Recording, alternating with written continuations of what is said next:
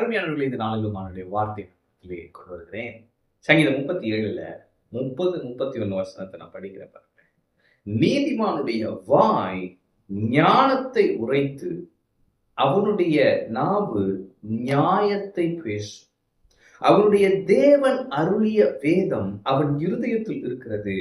அவன் நடைகளில் ஒன்றும் பிசகுவதில்லை.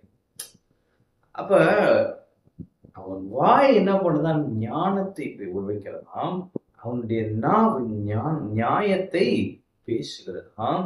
அவனுடைய நடைகளில் ஒன்றும் பிசகுவதில்லையாம். ஏன் என்று சொன்னால், அவனுடைய தேவன் அருளிய வேதம் அவன் இருதயத்தில் இருக்கிறது. அப்ப இன்னைக்கு வேதம் எங்க இருக்கு அப்படின்னா, அப்படி தூக்கி காமிக்கிறோம் பாருங்க.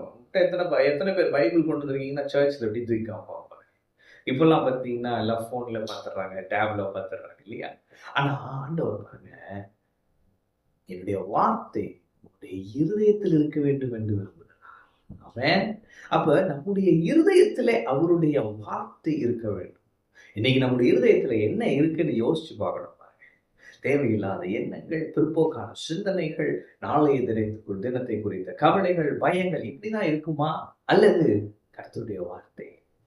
எவ்வளவு பிரச்சனை இருந்தாலும் நான் கர்த்தருடைய வார்த்தையை தாங்க பேசுறேன், கர்த்தருடைய வார்த்தையின் அடிப்படையில் தாங்க பேசுறேன், ஏன்னா என் இருதயத்துல அந்த வார்த்தையை நான் வச்சிருக்கிறேன் அப்படி சொல்றோம். ஆண்டவர் உங்க இருதயத்துல அவருடைய வார்த்தையை கொண்டு நீங்க நிரப்பணும்னு அவர் விரும்புகிறார். அப்படி அவருடைய வார்த்தை உங்கள் இருதயத்துல இருக்கும் என்று சொன்னார், உங்கள் இருதயத்துல அவருடைய வார்த்தையை தியானித்து அப்படியே நிரப்பி வைத்திருப்பீங்கன்னு சொன்னா, ஆண்டவர் சொல்றாரு, உன் நடைகளில் ஒன்றும் பிசகுவதில்லை. அப்படிதான் நான் கான்சியஸா தான் போனேன், எப்படி இந்த தப்புல விழுந்தேன்னு தெரியல. ஆண்டவர் சொல்றாரு, உன் இருதயத்துல என் வேர்டு இல்லப்பா, உன் இருதயத்துல மட்டும் என் வேர்டு இருந்தா அவன் நடைகளில் ஒன்றும் பிசகுவதில்லை. அவன் அப்ப நம்ம நல்லா சீரா நடக்கணும், லைஃப்ல வெற்றி மேல வெற்றி பண்ணணும்னா ஆண்டவருடைய வார்த்தையை நம்முடைய இருதயத்துல வைத்திருக்க.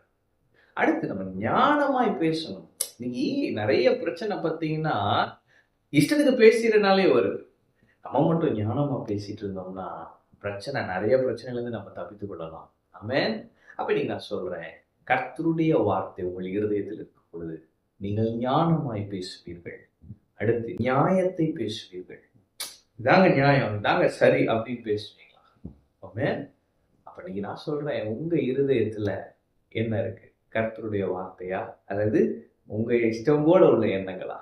உங்களை நீங்களே சோதித்து பாருங்கள். நான் அருமையானவர்களை நான் சொல்லுகிறேன், உங்க இருதயத்துல மட்டும் கர்த்தருடைய வார்த்தையை தியானித்து ஒரு வாரம் அப்படி செஞ்சு பாருங்களேன். நான் எந்த விதமான பிற்போக்கான எண்ணத்தையும் யோசிக்க மாட்டேன், எந்த விதமான நெகட்டிவ் திங்ஸை கொண்டு வருகிற சீரியலையோ இல்லை டிவி ஷோஸையோ இதை நான் பார்க்க மாட்டேன். நான் கர்த்தருடைய வார்த்தையை மட்டும்தான் படிக்க போறேன், அந்த கர்த்தருடைய வார்த்தையை மட்டும் தான் தியானிக்க போறேன், நல்ல பிரசங்கங்களை கேட்க போறேன், என் இருதயத்திலே கர்த்தருடைய வார்த்தையை மட்டும் வைக்க போறேன். ஒரு வாரம் இருந்து பாருங்களேன், பெரிய டிஃபரன்ஸ் இருக்கும். ஆண்டவர் சொல்றாரு, உன் இருதயத்துல என் வார்த்தைகளை வை, நீ நல்லா இருப்பார். அவன் நடைகளில் ஒன்றும் பிசகுவதில்லை. நீ ஞானமாய் பேசுவாய், நியாயத்தை பேசுவாய், நீ என்னை பிரதிபலிப்பாய் என்று சொல்லுகிறார். எனவே உங்கள் இருதயத்தில் அவருடைய வார்த்தையை வைத்து அவருடைய வார்த்தையின்படி உங்கள் வாழ்க்கையை அமைத்துக் கொள்ளுங்கள். தேவன் உங்களை கொண்டு பெரிய காரியங்களை செய்வார். அநேக பிரச்சனைகளுக்கு நீங்கள் தப்புவிக்கப்படுவீர்கள். உங்கள் நடைகளில் ஒன்றும் பிசகுவதில்லை. ஆமென். கர்த்தர் உங்களோடு இருக்கிறார். கர்த்தர் உங்களை ஆசீர்வதிப்பார்.